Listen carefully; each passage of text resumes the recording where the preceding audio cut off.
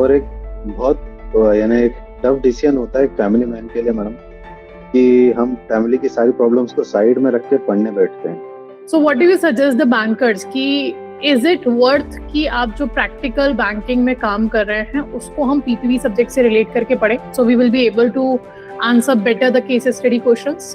I am specially thanks to my mother and father कि उन्होंने हमेशा मुझे सपोर्ट किया कि ठीक है, बाहर की कुछ भी प्रोग्राम्स वगैरह ये सब चीजें।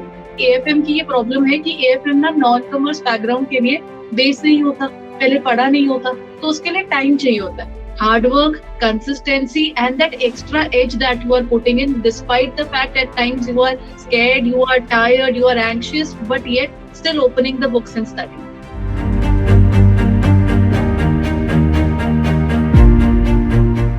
Hello everyone, welcome to Textbook JIB CIB YouTube channel. Hope you all are doing well. आज मेरे साथ यहाँ पर निहारिका मैम तो है ही, साथ ही में हमारे साथ एक बैंकर हैं सुबोध सर, जो जिन्होंने रिसेंटली मई 2026 में अपना JIB एग्जाम क्वालिफाई किया है. And today we will be having the talk with Subodh sir, जहाँ पे हम जानेंगे कैसे उन्होंने बैंक प्रेशर के साथ, फैमिली रिस्पॉन्सिबिलिटीज के साथ JIB जैसे एग्जाम को क्वालिफाई किया है. So stay connected to the channel and do share the session with all the bankers, all the banking aspirants जिनको आप जानते हैं जो JIB या DBF की प्रिपरेशन करने वाले हैं. So first of all, I welcome Niharika ma'am. I welcome Subodh sir here. And huge congratulations sir to you from the JIB CIB textbook team that you have cleared your JIB. So how you are feeling right now? It is a very nice thing. First of all, I would like to say कि JIB यानी एक non commerce student होने के कारण JIB मेरे लिए बहुत tough level था. PPB और RBWM इट वाज इजी क्योंकि हम ये सब चीजें रेगुलर वर्क में करते रहते हैं, तो वो इजीली क्लियर हो गया था. पर IEFS और AFM मेरे लिए काफी टफ था, और फिर इसके लिए मैंने क्लासेस आपकी ज्वाइन करी थी. वो करने के बाद ही मैं इसको क्लियर कर पाया. And thank you for this support for you ma'am, Amanjot ma'am and Niharika madam, and thanks to textbook. उन्होंने बहुत अच्छा मटेरियल प्रोवाइड किया था, स्पेशली प्रैक्टिस सेशंस. उससे मेरे को कॉन्फिडेंस आया and I clear with good marks. Thank you. Glad to know sir. So sir, first we need a little bit introduction of yours, in which bank you are working, at which post you are right now. Right now I am working in Union Bank of India. Okay. Right now I was manager, but right now recently I have got promotion also.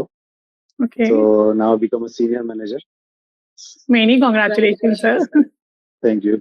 So this is basically a double bonus. एक तरफ JIB clear, and the second thing is the promotion. Yeah, exactly.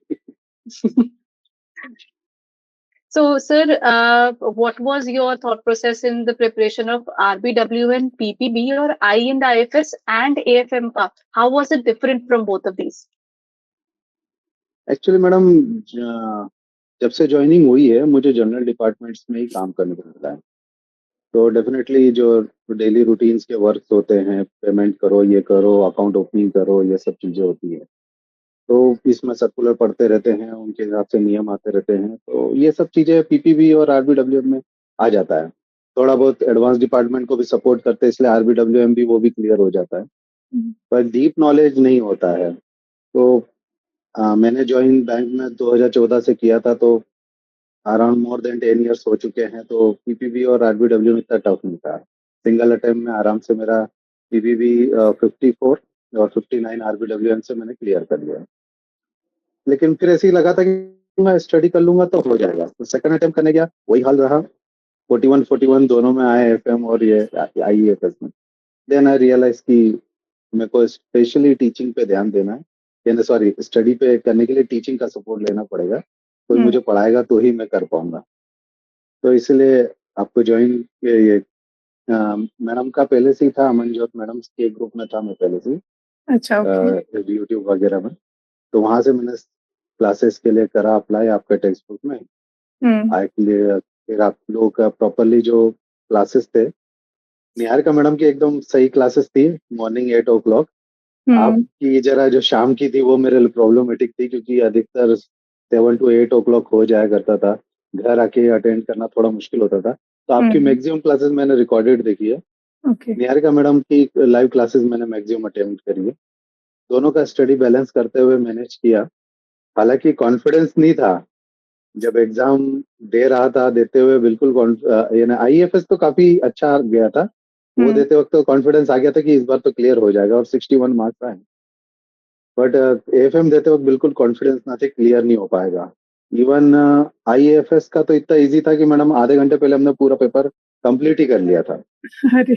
और उसके बाद 2 बार मैंने पूरा full check भी कर लिया कि कहीं हुँ, कुछ मेरे को जो हम टिक करते हैं हुँ, कि इसको रिव्यू करना है, वो हुँ। रिव्यू 2 बार मैंने कर लिए। फिर भी बड़ा सरप्राइज़ लगा कि 61 मार्क्स आए। थोड़ा कुछ ना कुछ ढंग से याद नहीं आया। हाँ बट जी। About AFM it was a very struggle time. यानी मुझे ध्यान है कि लास्ट के जब 10 मिनट्स बचे थे तब 15 क्वेश्चन मैंने देखे तक नहीं थे। ओह!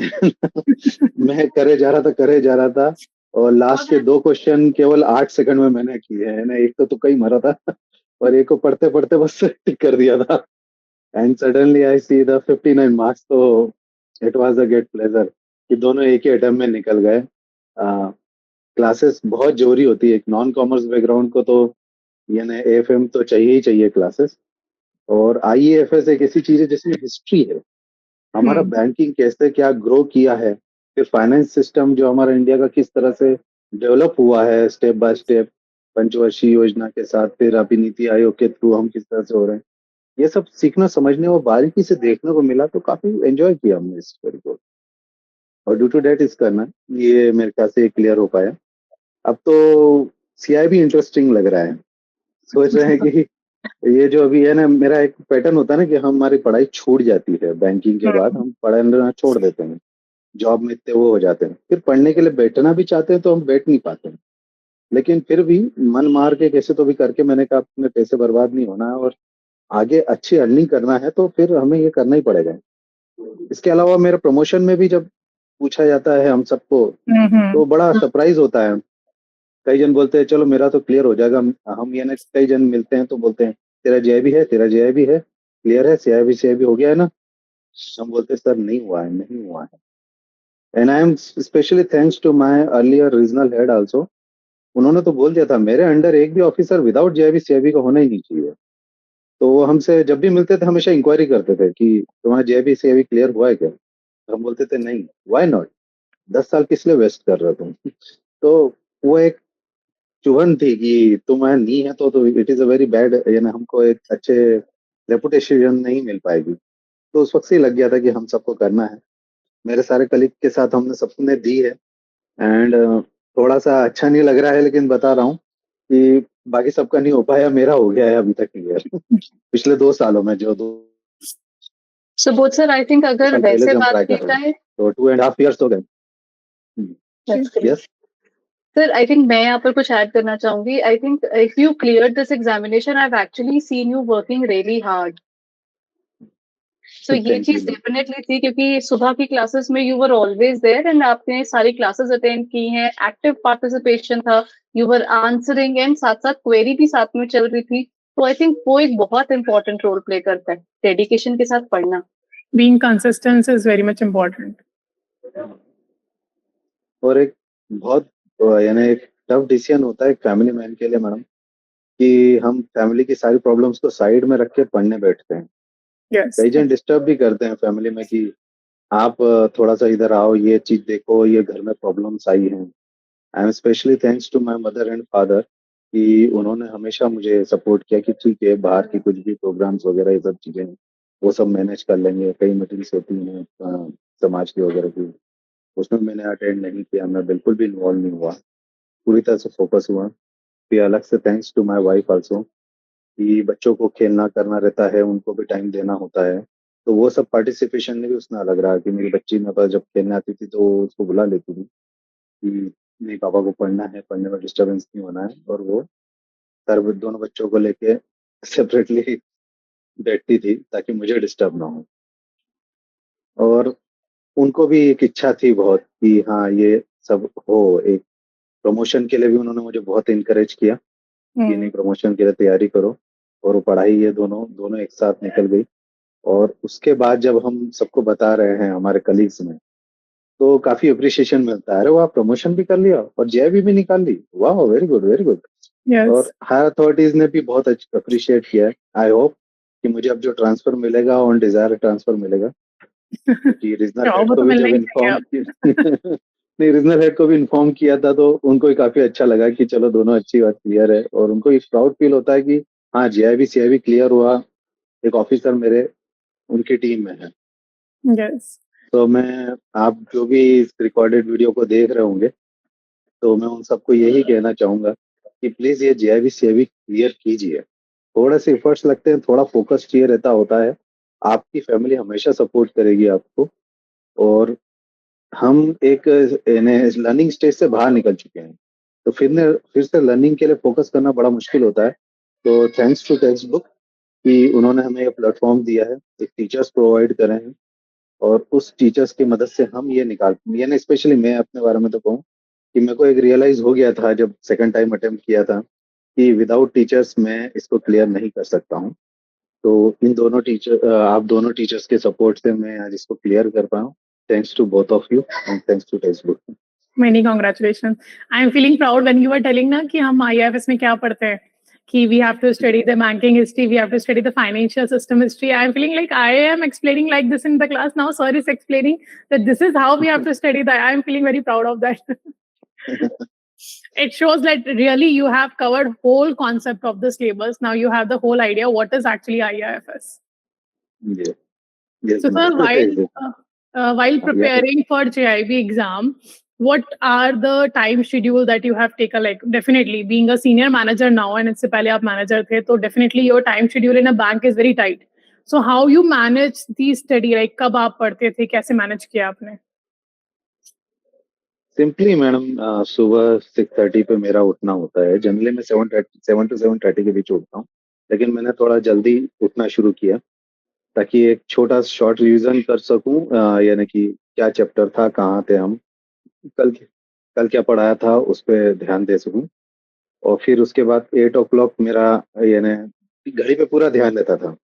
फटाफट नहाना धोना प्रिपेयर करके पूरे तैयार होके मैं क्लास पे बैठ जाता था, क्योंकि एग्जैक्टली मैं डीबीएम हूँ, तो ब्रांच ओपनिंग का काम मेरे पास ही है, मेरे को ही जाके ब्रांच ओपन करना होता है, सब कुछ करना होता है। तो एग्जैक्टली 9:30 पे ब्रांच ओपन करनी होती है, शटर ओपन करके सब सिस्टम विस्टम सब चालू करने होते हैं। 9:45 कैशियर आ जाता है, उनके साथ कैश निकालना होता है।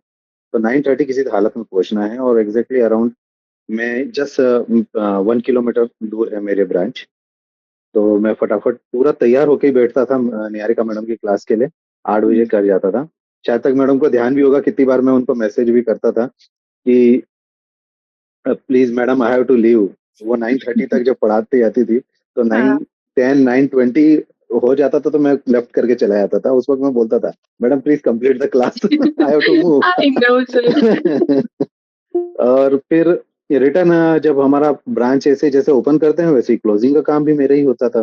तो रिकवरी जब होती थी, तो जो दूसरा स्टाफ है वो रिकवरी करना होता है कि सर प्लीज प्लीज वेट करिए, ब्रांच क्लोज मत कीजिए, हम रिकवरी करके ला रहे हैं, हम डैम श्योर करके लाएंगे। तो मुझे रुकना पड़ता था। तो उस वक्त आपकी क्लास मैक्सिमम टाइम मेरी मिस हो जाया करती थी। और इवनिंग के जो आपके यूट्यूब सेशन है वो मैं अटेंड कर ही नहीं पाता था, वो मैं रिकॉर्डेड ही देखता था। तो घर आने के बाद, खाना पीने के बाद, मैं 15 से 20 मिनट अपने फैमिली को देता था, बच्चों की थोड़ी बहुत बातें सुन लिया करता था। कुछ भी एनी हाउ कंडीशन में 10 o'clock बैठ जाया करता था। और फिर उस वक्त रिकॉर्डेड अवेलेबल तो रिकॉर्डेड, और जल्दी बैठ पाया तो आपकी लाइव सेशन भी मैं कभी कभी मुश्किल से किसी दिनों में या फिर छुट्टी के दिनों में ही मैं अटेंड करता था। तो बाकी रिकॉर्डेड शुरू होता था अराउंड 12-12:30 1 PM तक मैं 1 AM तक मैं पढ़ता था, जितना हो सके, यानी कितनी कैपेसिटी होती थी। और 12 o'clock के बाद तो ये हो जाता था कि मैं यहाँ बैठे बैठे भी कई बार सो जाता था, टेबल पे ही झपकी लग जाती थी। फिर नींद खुलती थी तो जाके फिर हम बेड पे जाके सोता था फैमिली के साथ। तो ये था, जितनी मैक्सिमम कैपेसिटी होती थी उतना पढ़ने की कोशिश करते थे रात को। सुबह बस आधा घंटा, और नाइट में जितना कैपेसिटी मिल सके 10 o'clock के बाद तो अराउंड अराउंड आप मान के चलिए कि 2 to 3 hours मिनिमम मैं पढ़ता ही पढ़ता था। ओके। एंड सर जैसे कि आपने बताया पीपीबी आरबीडब्ल्यू में क्वालिफाई करने में आपके वर्क एक्सपीरियंस जो प्रैक्टिकल वर्क आप कर रहे हो उसमें बहुत हेल्प मिली है. सो कैन वी से कि अभी जो case study like PPB subject is totally now case study, maximum case studies आपको देखने को मिलता है एंड दैट इज डेफिनेटली, चाहे वो कोई एक थ्योरी क्यों ना पूछ रहे हो वो भी केस स्टडी के फॉर्म में देते हैं.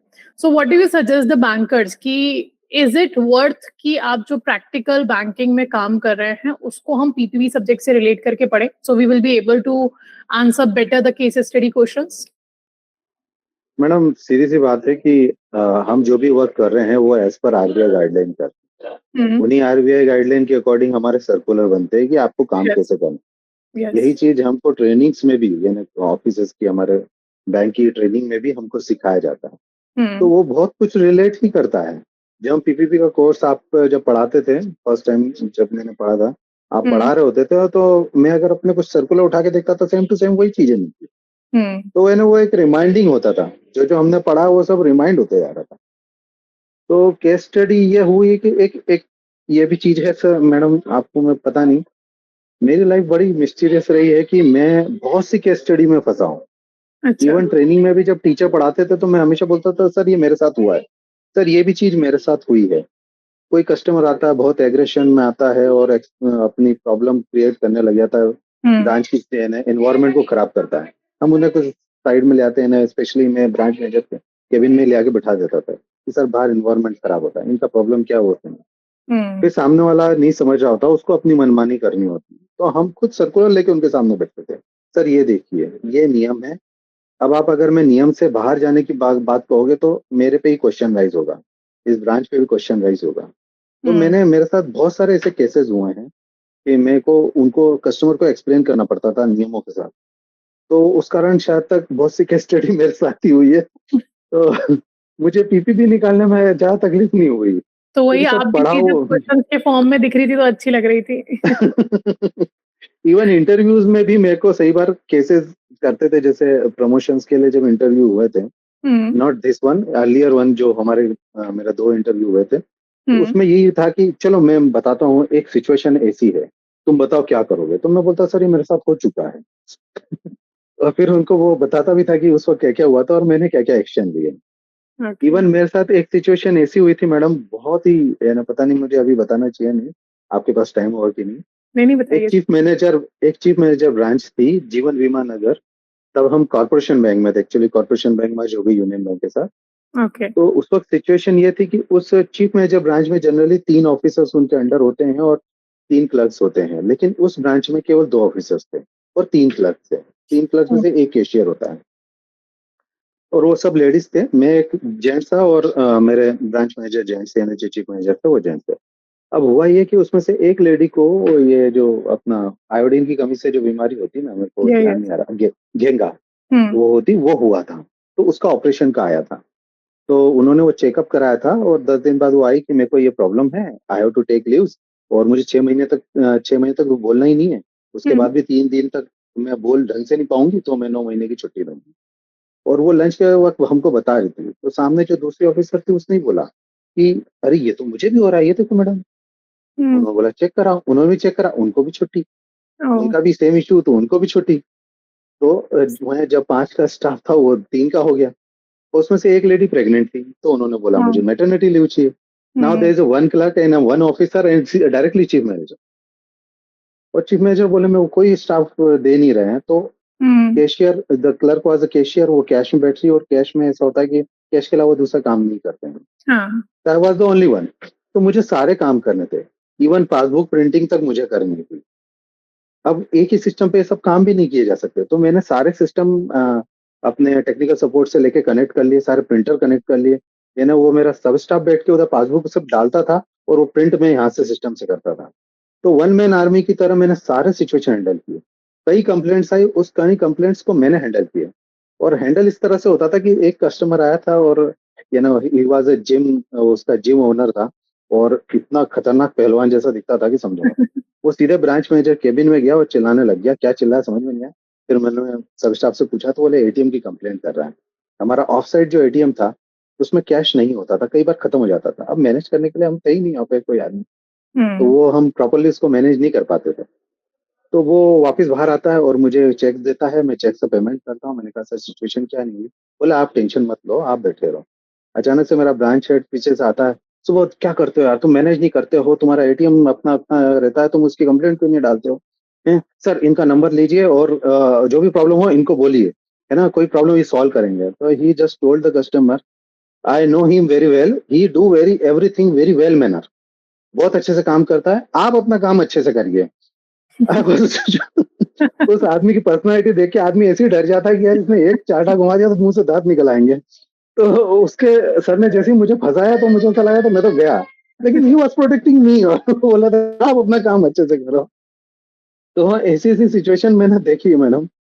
और ये फर्स्ट टाइम नहीं हुआ, अभी सेकंड टाइम भी अभी ऐसी सिचुएशन हुई थी हम्म। कि क्लर्क छुट्टी पे चला गया, दूसरी ऑफिसर पैटर्निटी लीव पे चली गई, तीसरी मैडम थी उनका एक्सीडेंट हो गया था, so he was on leave, I was the only one. एक क्लर्क और एक ऑफिसर के साथ मैंने फिर से आज मैनेज किया। जस्ट जो 1 ईयर मैंने बोला ना गैप लिया है, उस बीच यही हाल हुआ था एक्चुअली, कि मेरी प्रेगनेंसी में हमारी जो ऑफिसर थी डीवीएम थी वो चली गई थी, जो हाँ। हमारी आरडीओ थी उनका एक्सीडेंट हो गया था बैकबोन का, तो शी वाज ऑन लीव। और दो क्लर्क थे, उसमें से एक केशियर था, तो एक की वो मदर को भूलने की बीमारी हुई, ओ। तो उनके फादर को कहीं जाना था, तो वो 1 डेढ़ महीने के लिए उसने भी लीव ली। And I was a situation कि मेरे पास एक क्लर्क है और वो मेरा मैनेजर बोला था, सुबोध यार मैं कर रहा हूँ, मैं किसी और ऑफिसर को बुलवाता हूँ, तुम थोड़ा मैनेज कर लो। मैंने कहा मैडम सर मेरे पास टेंशन मत लो, ये मेरे साथ पहली बार नहीं हुआ है।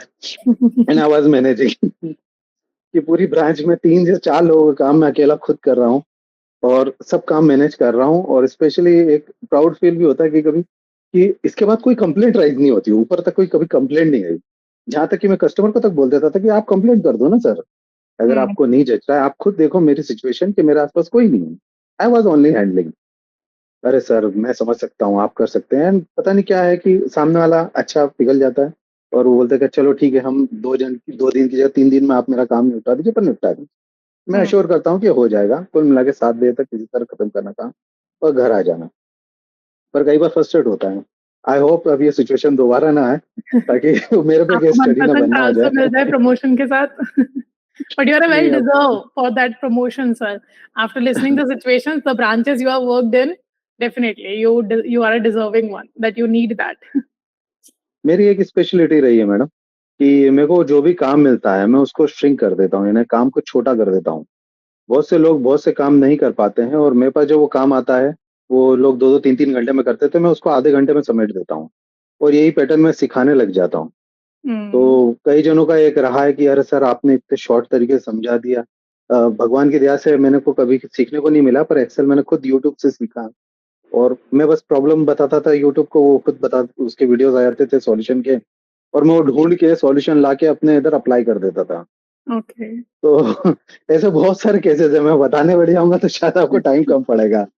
कि फर्स्ट टाइम जब ज्वाइनिंग हुई थी वो इसी बिहाफ पे हुई थी, है ना, ये ना यही फर्स्ट सबसे इम्प्रेशन था कि मैडम अगर कोई एक्सेल यूज करता हो तो उसको पता होगा अपने इसमें मर्जिंग होता है, ये Hmm. अच्छे अच्छे लोगों को जी। नहीं पता होता। मैं बैंक में जब गया था मर्जिंग लोगों को पता नहीं। मेरे सामने सबसे बड़ा पहले ही जब ज्वाइन हुआ था, सिस्टम पे काम करना ढंग से आता नहीं था, बोले सुबह you know computer very well. बोला हाँ थोड़ा बहुत आता है सर। तो एक काम करना है, हमारे पास 10,000 से भी ज्यादा लेटर बनाने हैं। लेटर काय के? बोले इनऑपरेटिव अकाउंट है, उनको लेटर भेजने होगा, कहा गया है और ये विद इन अ मंथ खत्म करना है हमको। मैंने कहा इसमें कौन सी बड़ी बात है? बोले क्या बड़ी बात है, इतने लेटर बनाना है तुमको, कितने को Hmm. कस्ट पेस्ट करते रहोगे? मैंने कस्ट पेस्ट करने की जरूरत नहीं है, आप बोलो तो एक साथ 1 मिनट में बना दो, बस मुझे फॉर्मेट दे दीजिए क्या है। उन्होंने फॉर्मेट दिया, एक्सेल में लिस्ट दे दी, मैंने बना के दे दी, सर रेडी है, प्रिंट आउट निकालूं? बोले कितने हैं? बोले 10 से 10,000 रेडी है। मेरे को मर्जिंग आता था coincidentally and he was surprise. Same situation उसी ब्रांच में मैं बताया था जिसमें अकेले मैंने ब्रांच काम करा था, वहां पर भी ये हुआ था कि बाद में फिर हमको एक ऑफिसर मिला था और उनको वो मेरे से सीनियर था तो मैंने उनको ऊपर ही रखा, वो डीबीएम थे। तो हमको एक टारगेट आया था जनधन योजना का, तो हमारे यहाँ एक सैलरी अकाउंट था, यानी कंपनी थी जिसके 500 से 600 सैलरी अकाउंट थे हमारे पास। उन सबको कहा गया कि 12 रुपए का अपना इंश्योरेंस हम आपको देते हैं। तो उन्होंने कहा Hmm. सबके फॉर्म भर के हमको चाहिए रहेंगे। बोले हम फॉर्म नहीं भर पाएंगे, कंपनी ने हाथ खड़े कर दिए, फॉर्म आप Hmm. बना के दो, हम सबके साइन करा के ले आएंगे। हम्म। तो क्या हुआ था कि करीब 600 फॉर्म थे, तो मेरे डीवीएम और मेरा ब्रांच मैनेजर दोनों बैठते थे और रोज 10-10 फॉर्म भरते थे। 10-10 से 20-20 फॉर्म, और ये मेरे को पता नहीं था, और ये कोविड का टाइम था मैडम। तो कोविड में मेरे क्लर्क सब छुट्टी पे थे, मैं खुद कैश में बैठता था, आई वॉज हैंडलिंग कैश। तो मुझे बाहर क्या हो रहा पता नहीं, मैं क्योंकि बंद कैबिन में बैठा हूँ, और उस वक्त अपने मोबाइल पे हम टाइम पास करने के लिए करते रहते थे, कुछ गिनती के लोग आते थे और जो भी बाहर के काम देते थे वो सब मैं करता था, और ये पता नहीं दोनों अंदर बैठ के केबिन में क्या करते हैं, पता नहीं, भगवान जाने, में को छोड़। लेकिन जब मेरी ऑफिसर ने छुट्टी ली कुछ रीजन से, तो उस वक्त ब्रांच मैनेजर ने मुझे लेटर लाके दिया कि 20 फॉर्म तुम्हें भरना है, हम रोज बैठ के भर रहे हैं। मैंने कहा सर कर क्या रहे हो आप, ये काम मुझे पहले बताना था, मेरे पास सॉफ्ट कॉपी रखी हुई है इसकी, आप तो मुझे लिस्ट दो विथ नॉमिनेशन और ये सब डिटेल। उन्होंने हेड ऑफिस बात करी और वो लिस्ट मंगा ली, मैंने शाम तक उनको सारे फॉर्म प्रिंट करके दे दिए।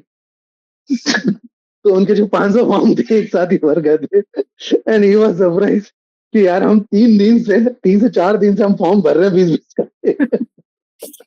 नेक्स्ट डे ऑफिसर आती है, अरे सुबह होती है क्या, तूने मेरे इतने दिन की मेहनत, 4 दिन की मेहनत बर्बाद कर दी। मैं 4 दिन की जो मेहनत बचाई उस पर नहीं कुछ आपको दिख रहा है, चलो वो सब फॉर्म फाड़ो और आप भरते बैठो।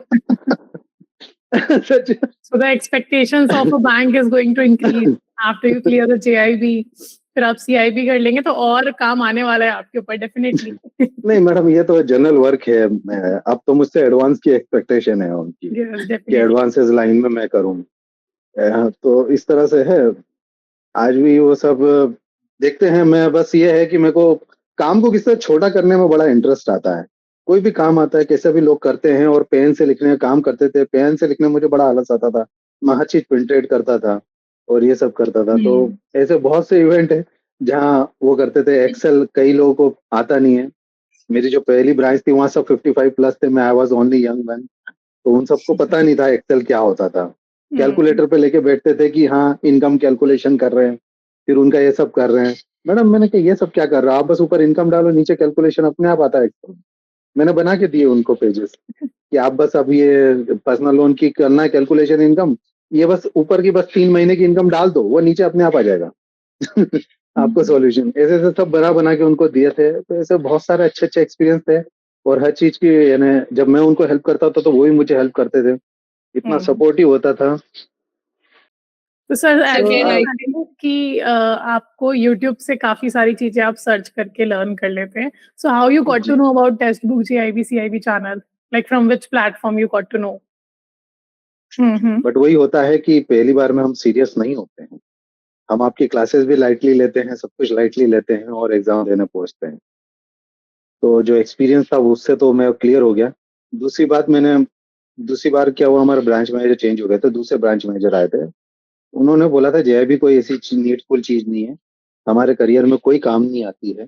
तो देखा जाए तो फंक्शनिंग में प्रैक्टिकली आती नहीं है, हालांकि PPP आता है मैं मानता हूँ, लेकिन एज अ वर्क जब हम प्रैक्टिकली काम कर रहे हैं उसमें JIB बहुत कम रोल एंटर करता है। हाँ, प्रमोशन के लिए जरूर करेगा, नॉलेज के लिए जरूर करेगा, जब आप एक टीम को लीड करोगे तो डेफिनेटली ये नॉलेज हमारे बहुत हेल्पफुल है, लेकिन उधर काम नहीं है। तो वो मुझे टाइम ही नहीं दे रहे थे, उन्होंने वेकेशंस भी नहीं दी।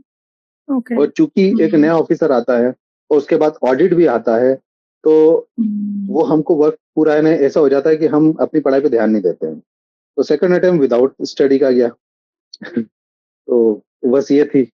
तो जब 1 ईयर के बाद जब पूरा गैप लेके मैंने फिर से अपने आप को इंकरेज करके, यानी थोड़ा ऊपर से ही प्रेशर आया था कि JIB CIB क्यों नहीं, हमारे सेन साहब ने हमको डांटा था कि JIB क्यों नहीं किया, तो हम फिर से इंकरेज होके JIB के लिए बैठे थे। क्यों ना, आपका मुझे पढ़ाना बहुत अच्छा लगा था, आपका एक्सप्लेनेशन काफी अच्छा लगा था, तो मैं आपको तो ज्वाइन करना ही चाहता था। तो मैंने टेक्स्ट बुक ज्वाइन कर लिया, and I am thanks to text book. तो वीडियो सबके देखे, पर क्लासेस मेरे को आपकी मिली, जिससे मेंटली सपोर्ट बहुत अच्छे से मिला। आपने जो लास्ट मोमेंट पे बताया था मैक्सिमम आया, स्पेशली निहारिका मैडम, आपने जो लास्ट के जो 2 से 3 क्लासेस जो थे उसमें जो जो बताया वो सब आया है ना, दिमाग में ब्लिंक हो रहा था कि हाँ उस दिन आपने बताया था वगैरह वगैरह, और वो करके मेरा, और लिटरली लास्ट मोमेंट तक मुझे लगा था कि मेरा पेपर तो गया है ना। लास्ट के 7 सेकंड में देखता हूँ 2 क्वेश्चन है, ऑब्वियसली दोनों मैंने तुक्के ही मारे होंगे, लेकिन उस वक्त लगा था कि भाई वापिस FM देना पड़ेगा, और जो सबमिट ऑटोमेटिकली हुआ घूमता घूमता देखा 59 मार्क्स। अरे मैंने कितने क्वेश्चन किए थे, ना ध्यान भी नहीं आ रहा मुझे, मैंने कौन से क्वेश्चन अटेम्प्ट किए और क्या आंसर दिया, कुछ भी ध्यान नहीं है, मैं टोटली ब्लैंक था, लेकिन 59 मार्क्स वो दिख रहे थे। मेरा पता नहीं क्या हुआ, मैंने दोनों हाथ ऊपर कर दिए उस वक्त, और फिर मैं उठ के देख रहा हूँ तो पूरी क्लास में मैं अकेला ही हूँ। बाकी सब देके निकल चुके हैं। मैं लास्ट सेकंड तक था। मैंने कहा भाई बाकी सब कहाँ गए? बोले सबका हो गया, आप जाइए। बोले क्या हुआ? बोले हो गया क्लियर, पूरा जीआई भी क्लियर हो गया। बस अपना सामान बटोरा निकल गया। सो आंसर इतना आपने फोकस। हाँ जी, हाँ जी, प्लीज कंटिन्यू। जी जी, नहीं हो गया मेरे बात, आप पूछिए। एंड आपने जब प्रिपरेशन करे थे मॉक टेस्ट आपने कितने दिए, like how much practice you have done? Don't mind madam, दोनों के मैंने दो दो ही मॉक टेस्ट दे पाया मैं अपने ओके। एडजस्टमेंट टाइमिंग के, क्योंकि हमको उस वक्त यानी कोइंसिडेंस ये था कि मैं दे रहा हूँ, मेरा कलीग भी दे रहा है, तो हम दोनों को ही ओके। छुट्टियां नहीं मिली, क्योंकि एक को मानेंगे तो दोनों मिलेगी, और दोनों नहीं होंगे तो ब्रांच ही नहीं चलेगी, दोनों में से एक का तो होना चाहिए। अब कौन ले? मैं छुट्टी मांगूंगा तो जूनियर बोलेगा सर मेरे को भी तो एग्जाम देनी है, और अगर वो छुट्टी मांगेगा तो भाई मेरे को भी एग्जाम देनी है, मैं भी सर के सामने खड़ा हो जाऊंगा कि मुझे भी दो फिर। तो हम दोनों को ही छुट्टियां नहीं मिली, तो हमें लास्ट दिन तक खुद ही पढ़ाई करनी पड़ेगी। और बट सुबोध वो सर बन आप, आई एम सॉरी मैंने बीच में आइए। रोका। सुबोध सर आप जी इसके साथ में तो यूट्यूब वाले भी अटेंड कर रहे थे ना? तो आई थिंक अगर आपने मॉक टेस्ट 2 ही दिए थे तो आप हमारे यूट्यूब सेशंस पर भी आ रहे थे, और पेड वाले में तो आई डोंट थिंक एक सिंगल सेशन भी था जिसमें मैंने नहीं देखा। तो वो तो अपने सारे अटेंड किए थे। तो आई थिंक अगर मैम वैसे देखा जाए तो सर की जो मेहनत थी, everybody this is for the preparation जो आप लोग कर रहे हैं। अगर आप हमारी पेड क्लासेस लगा रहे थे तो पेड के अंदर we did a lot of MCQs. उसके साथ साथ यूट्यूब पर भी हमने ऑन एन एवरेज उसी एक हफ्ते के अंदर ही 400-500 क्वेश्चन उसमें करवा दिए होंगे। So yes sir ma'am. आपका जो होगा वो 1500 से 2000 पर सब्जेक्ट आपने प्रैक्टिस करा है, other than mock test. Yes ma'am, you can so say. Everybody this is for you. कि जब सर कह रहे हैं ना कि सर ने सिर्फ 2 मॉक टेस्ट दिए थे, that is where the hard work actually is there. जहां पर रेगुलर सेशंस अटेंड किए गए, मॉर्निंग सेशंस फ्रॉम 8:15, मतलब 8 o'clock मेरी क्लास शुरू होती है और it would go to 9 to 9:15, कभी 9:30 तक भी जा रही थी। And sir you were always there, answers proper आए हैं, रेगुलर आंसरिंग चल रही है, प्लस हर एक पीडीएफ का एक प्रॉपर फॉलो हमेशा रहा है कि मैम मेरा इतना होगा क्वेश्चन, ये वाले क्वेश्चन हो गए। And this is what we really look forward to, क्योंकि एएफएम की ये प्रॉब्लम है कि एएफएम ना नॉन कॉमर्स बैकग्राउंड के लिए बेस नहीं होता, पहले पढ़ा नहीं होता, तो उसके लिए टाइम चाहिए होता है। और उस जी टाइम के लिए अगेन थोड़ा फ्रीडम चाहिए होता है जो कई बार ऑफिस में नहीं मिल पाती, जैसे आपके साथ रहा भी। सो वहां पर ना एक एक्स्ट्रा एज की रिक्वायरमेंट रहती है जो आपने सर डाली भी। That is where I think I would say it is commendable, because after having a family, kids, office में chaos चल रहा है because छुट्टी नहीं मिल रही है, आपको दोनों जगह हैंडल भी करना है और साथ साथ पढ़ना भी है। वो सब चीज जी करते हुए plus I and IFS and AFM दोनों बैक टू बैक एक ही पर्टिकुलर अटेम्प्ट में निकाल भी देना। So that is where after a gap of another 1 year, क्योंकि बीच में ना पढ़ाई हो पाना भी एक चैलेंज होता है।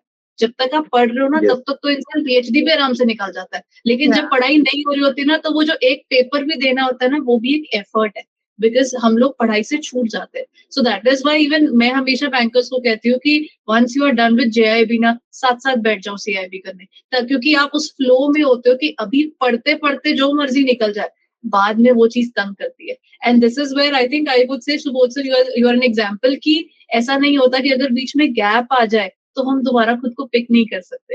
And yes this is more based upon your hard work, consistency, and that extra edge that you are putting in, despite the fact at times you are scared, you are tired, you are anxious, but yet still opening the books and studying. Yes exactly madam. और इसमें family support सबसे ज्यादा important रहता है। आपकी Agreed, wife, sir. आपके mother, father, अगर वो प्रॉब्लम में हो तो हम पढ़ाई पे भी फोकस नहीं कर पाते। वो मुझे लकी बाय चांस बहुत अच्छे से मिला इस बार। So now you have to give a big treat to the family. हमारी तरफ से भी दीजिएगा। Definitely madam. And sir, now what's your target? November 26 में आप CIB अटेम्प्ट करने वाले? Are you वैसे planning ये to? डिपेंड करता है, क्योंकि branch now I am going to head the branch. जो भी अब ब्रांच मिलेगी मैं हालांकि रिक्वेस्ट करूंगा। हमारे इधर एक्चुअली यूनियन बैंक में एक इशू हुआ है कि केरला में किसी ने कोर्ट केस में यानी कोर्ट केस कर दिया उनके ट्रांसफर्स पे, जो फर्स्ट राउंड के Okay. ट्रांसफर ऑर्डर आए थे जिसमें मेरा नाम नहीं था। Hmm. तो किसी के साथ शायद गलत हुआ होगा, शायद ऐसा होता है कई बार कि कोई अपना गुस्सा निकाल रहा होता है, कोई हायर अथॉरिटी उनको ऐसी जगह ट्रांसफर देता है जहां उनको बहुत बड़ा सिचुएशन, प्रॉब्लमेटिक सिचुएशन हो सकता है। तो ऐसे में कई बार अच्छा। कोर्ट केस हो जाते हैं। तो अभी हमारे सारे ट्रांसफर पे स्टे लग गया है। और 1 जून के Okay. बाद हियरिंग होगी और डिसीजन ओके आएगा। तो तब तक हम सब रुके हुए हैं, मेरे तो ट्रांसफर ऑर्डर निकले भी नहीं है। तो बस यही है कि अगर किसी हेक्टिक ब्रांच में मिल गया तो आई थिंक मुझे सीआईबी के लिए अपने आप को प्रिपेयर करना पड़ेगा कि किस तरह से टाइम मैनेज करूं। लेकिन अगर डिजायर ब्रांच मिल गई जहां जैसे रूरल वगैरह में, जहाँ पे हमको इतना वर्कलोड नहीं होता है, तो मैं सीआईबी के लिए डेफिनेटली ट्राई करूंगा इस बार। और अगर सेकंड लाइन मिल जाता है तो हमारे बॉसेस वगैरह उनको ही पटा लेते हैं हम, क्योंकि उनको ही पता है कि जेआईबी सीआईबी बहुत अच्छा रहता है और उनके हाँ। अंडर सीआईबी जेआईबी किसी ने किया ये वो बताने को भी होता है उनके लिए अपने हायर अथॉरिटीज Right, को। sir. तो उस मामले में मैं कर लूंगा। तो 2 सिचुएशन है कि या तो रूरल मिल जाए या फिर ब्रांच शेडिंग न मिलते हुए सेकंड लाइन मिल जाए। तो definitely I can do the, मैं डेफिनेटली सीआईबी भी करूंगा और कोशिश करूंगा एक ही अटेम्प्ट में निकल जाए, क्योंकि घर वालों को भी पता है कि मुझे किस तरह का डेडिकेशन चाहिए, किस तरह की सिचुएशन हैंडल करना है। वो उसकी कंटिन्यू करने में उनको दिक्कत नहीं आएगी और उनको भी बेनिफिट है कि मेरी इनकम बढ़ेगी तो उनको भी अच्छे गिफ्ट मिल जाएंगे, अच्छे तरह से सब करने को मिल जाएगा और बताने को भी प्राउड मोमेंट होता है। तो ये एक सही सिचुएशन है, बस भगवान से दुआ कर रहा हूँ सही सिचुएशन बन जाए तो मैं अच्छे से सीआईबी के लिए डेफिनेटली इस बार करूंगा। और अगर उल्टा हुआ तो मैं मैनेज करूंगा कि किस तरह से मैं सीआईबी दे सकूं। आपसे फिर से सपोर्ट चाहिए रहेगा, आप ही से सजेशन लूंगा, क्योंकि जरूरी नहीं कि हम एक अटेम्प्ट में ही निकालें, हम मल्टीपल अटेम्प्ट में भी Agreed, निकाल sir. सकते हैं। या तो आप लोग गाइड कीजिएगा मुझे कि कौन सा श्योर मेरे लिए इजी रहेगा। हालांकि निहारिका मैम डोंट माइंड, पर मेरे को आज भी डेबिट क्रेडिट में अभी भी कंफ्यूजन होता है तो उसके लिए तो मुझे सोचना पड़ेगा कि वो आगे जो शायद एबीएम नाम है ना उस सब्जेक्ट का, तो सर वो एबीएम में तो खैर आपको उतना ज्यादा डेबिट क्रेडिट का दिक्कत नहीं आएगा, तो चिंता मत कीजिएगा उसकी. तो मेरे को वैसे प्लानिंग है ना, मेरे दिमाग में सब चल रहा है कि एक ही बार में निकालना तो क्या क्या सिचुएशन होनी चाहिए, और अगर नहीं है तो किस तरह से टुकड़ों में निकालो, पर निकालना जरूर है। जो ये अभी सिटिंग का एक हैबिट आ गया है, यानी स्पेशली मैं अभी एक बताना चाहूंगा कि जब जेआईबी क्लियर हुआ तो हालत ये हुई थी कि मैं खुद आके वापस से सिस्टम पे बैठ गया था। ये पीछे जो कंप्यूटर दिख रहा है इसी में बैठ के स्टडी करता था मैं। तो मैं इसी पे आके बैठ गया जबकि मेरी क्लियर हो गई है जेआईबी। तो आई वाज थिंकिंग कि मैं क्या करूं, तो मैंने सोचा कि चलो इस हैबिट को बनाए रखते हैं। और अभी कुछ बुक्स पढ़ने लग गया हूं मैं, थोड़ी इधर उधर की बुक्स ले आया, उस तरह से टाइम स्पेंड करता हूं ताकि मेरी रीडिंग हैबिट ना टूटे। तो वो तब तक रहेगी जब तक सीआईबी क्लियर नहीं हो। बस आप लोग सपोर्ट कीजिएगा तो मैं डेफिनेटली कर लूंगा वो। Definitely sir. और आपकी ये जो बात है कि एक हैबिट बन चुकी है, एक रिदम बन चुका है, so you are keeping it very nicely कि आप उस टाइम पे कुछ ना कुछ रीड कर रहे हैं। That's very good. I can say all the bankers कि ये रिदम बने रहना चाहिए। That's why we keep saying कि जैसे जेआईबी क्वालिफाई होता है, go for the CAIIB in the next attempt, because JAIIB की जो कॉन्सेप्ट है, फाउंडेशन है, that is definitely going to help in CAIIB, as well as it will be helping you out to be very consistent with your preparation, क्योंकि कुछ motivation होता है JIB clear करने के बाद, और जैसे सर्टिफिकेट हाथ में आएगा, सर्टिफिकेट के डेट से इंक्रीमेंट हो जाएगा, that is going to make you a lot of more आप बिल्कुल एकदम ध्यान से कि नहीं इस बार ये कर लिया तो सीआईबी तो करना ही है। सो that is very much important for a banker. And sir आपके जैसे बैंकर बस हो तो डेफिनेटली अ लॉट और मोर बैंकर्स विल बी थिंकिंग कि नहीं यार मुझे भी करना है। After being in such a branch, इतना hectic branch schedule होने के बावजूद, you have cleared the JIB and you decided कि कोई नहीं, 1 साल का गैप हो गया फिर भी मैं करूंगा। And this is what we need all the bankers to think about it. ऐसा नहीं कि 1-2 अटैम्प्ट हो गए नहीं निकल पाया, and it happens काफी बार 44 मार्क्स पे रह जाता है, and उससे जो दुख होता है वो 30-35 वाले से कई ज्यादा गुना होता है कि यार एक नंबर कम हो जाता। That will be so. Definitely. You are motivating a lot of bankers, and like you said कि आपके ROs जो थे उन्होंने आपको मोटिवेट किया, सीएम ने मोटिवेट किया कि नहीं you have to go for the JIB CIB. Now you are being a senior manager, this is your job now, so you have to motivate everyone in your agree. You have to go for JIB, you have to go for CIB. Definitely, madam.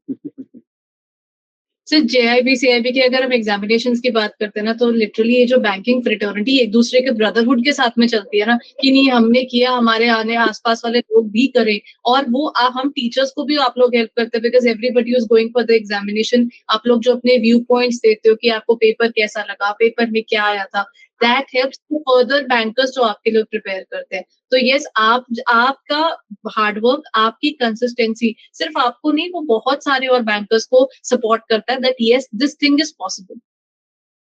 Yes, ma'am. Definitely. So sir, any 3 or 4 or whatever you think कि ये सारी guidance जरूरी हैं upcoming bankers के लिए या banking aspirant के लिए जो DBF एग्जाम देना चाहते हैं, what your guidance is like, क्या आप सजेस्ट करोगे क्या करना चाहिए to qualify any kind of GIB CIB या कोई भी सर्टिफिकेट एग्जाम के लिए, what you adopted in your lifestyle that they should also be getting helpful? एक तो सबसे पहली चीज बोलना चाहूंगा जो बैंकर्स हैं कि वो अपने सर्कुलर को बहुत ध्यान से पढ़ें। उसके अलावा जो RBI सर्कुलर्स भी आते हैं उनको भी पढ़ें। हालांकि मैं नहीं पढ़ता था, लेकिन अब मेरे को समझ में आने लगे कि इसको पढ़ना चाहिए हमें। हमारे टाइमिंग जो भी है, लाइफस्टाइल जो भी जैसी भी है, उसमें से एटलीस्ट 1 घंटा स्टडी के लिए निकालें। चाहे उसमें आप अपनी एंजॉयबल कुछ अलग तरीके की बुक्स भी पढ़ सकते हैं, या फिर जो यानी कहीं ना कहीं से इंटरनेट पे हमें अवेलेबल होते हैं कई सर्कुलर या नॉलेजेबल वो मिलते हैं, तो उनको पढ़ें। तो इससे क्या आपकी एक रीडिंग हैबिट बनती है, आपको पढ़ने में दिक्कत नहीं होगी जब भी कभी हो। और हम सर्कुलर पढ़ते रहते हैं तो उससे यही चीजें हमें GIB CIB में आएगा डेफिनेटली कहीं ना कहीं। तो ये सब चीजें वही रहेगी। तो ये 2 पॉइंट में रहूंगा।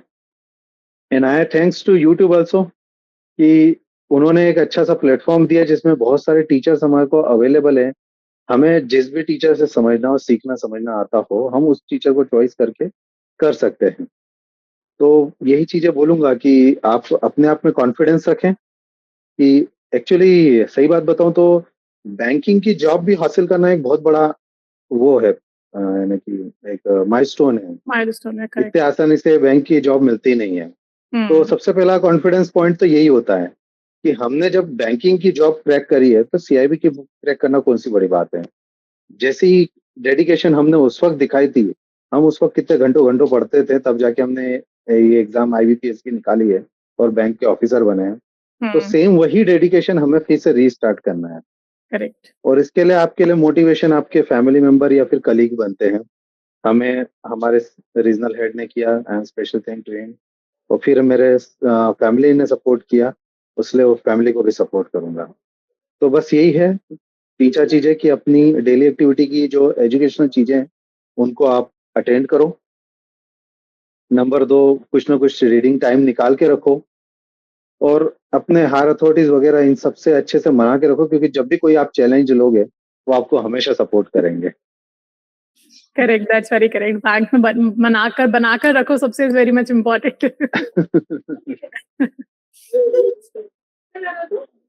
So thank you so much sir for being here और आपकी स्टोरी शेयर करने के लिए। बहुत हंसे हम आपके केसेस सुन के जो आपने फेस किए। And definitely one thing I want to say to all the bankers, whatever cases you are facing in a bank, उसको बस PPB से लिंक कर दो। काफी सारी क्वेरीज ऐसे आते हैं कि केस स्टडी क्वेश्चंस आते हैं वो सॉल्व नहीं हो रहे, बहुत टफ आ रहे हैं। They are not tough. आपको सिर्फ अपने थ्योरी पे, अपने कॉन्सेप्ट पे plus the practical banking cases जो आप देख रहे हो अपने ब्रांच में, उससे आपको रिलेट करना है and it will become very easy subject for you. Overall PPB देखा जाए तो बैंकर्स एक्चुअली में हमेशा से उसको बहुत इजी सब्जेक्ट मानते आ रहे हैं because they relate to this subject very easily. पूरा A और B मॉड्यूल तो पूरा वही है जो आप लोग अपनी वर्किंग में कर रहे हैं। So just one thing you have to add for the PPB कि हमें बस अपने जो रियल लाइफ के केसेस हम देख रहे हैं being in a bank, that you have to link with the theory. That's it. फिर case study क्वेश्चन आराम से हो जाएंगे। Ma'am, you want to add something here?